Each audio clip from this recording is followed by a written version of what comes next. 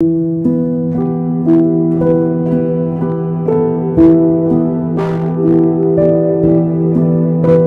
ವೀಕ್ಷಕರೇ, ನಾನು ಇವತ್ತೊಂದು ಕರ್ಬೂಜ ಹಣ್ಣಿನ ಜೊತೆ ಬಂದಿದ್ದೀನಿ. ಕರ್ಬೂಜ ಜ್ಯೂಸ್ ಹೇಗೆ ಮಾಡೋದಂತ ಹೇಳ್ಕೊಡ್ತಿದ್ದೀನಿ, ನೋಡ್ಕೊಳ್ಳಿ. ನೋಡಿ, ಒಂದು ಹಣ್ಣನ್ನು ಹಿಂಗೆ 2 ಭಾಗ ಮಾಡಿದ್ದೀನಿ. ಕರ್ಬೂಜ ಹಣ್ಣಿಂದು ಇದರೊಳಗಿರೋ ಸೀಡ್ಸ್ ಎಲ್ಲ, ಬೀಜ ಎಲ್ಲ ಹಿಂಗೆ ತೆಗೆದುಬಿಡಿ. ತೆಗೆದು ಒಂದು ಬೌಲ್ಗೆ ಹಾಕಿ ಅದನ್ನು ಆಚೆ ತೆಗೀರಿ. ಸೀಡ್ಸ್ ಇದ್ದರೆ ಜ್ಯೂಸ್ ಅಷ್ಟು ಚೆನ್ನಾಗಿರೋದಿಲ್ಲ, ಹಾಗಾಗಿ ಸೀಡ್ಸ್ ಎಲ್ಲ ತೆಗೀರಿ.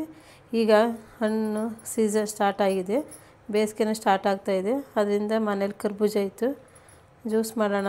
ಏನು ಮಾಡೋದು, ಮಕ್ಳಿಗೆ ಏನಾದ್ರು ಒಂದು ಸ್ಕೂಲಿಂದ ಬಂದಾಗ ಕೊಡಬೇಕಲ್ಲ, ಹಾಗಾಗಿ ಒಂದು ಕರ್ಬೂಜ ಜ್ಯೂಸೇ ಮಾಡೋಣ ಅಂತ ಇತ್ತಲ್ವ, ಇನ್ನೊಂದು ಸರಿ ಮಾಡೋಣ ಅಂತ ಮಾಡ್ತಾಯಿದ್ದೀನಿ. ನೀವು ಮಾಡ್ಕೊಳ್ಳಿ. ಈ ಥರ ನೋಡಿ, ಎಷ್ಟು ನೀಟಾಗಿ ಒಳಗಡೆದೆಲ್ಲ ತೆಗಿಬೋದು. ಸಿಪ್ಪೆ ಏನು ಹಚ್ಚಿ ಅದೆಲ್ಲ ಏನು ಬೇಕಾಗಿರಲ್ಲ.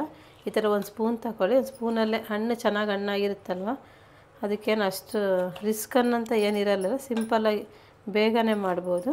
ಹಣ್ಣೆಲ್ಲ ಈ ಥರ ತೆಗೆದಿದ್ದೀನಿ, ಎಷ್ಟು ಚೆನ್ನಾಗಿ ಬಂದಿದೆ ನೋಡಿ. ಈಗ ಸ್ವಲ್ಪ ಸಕ್ಕರೆ ಆ್ಯಡ್ ಮಾಡ್ತೀನಿ.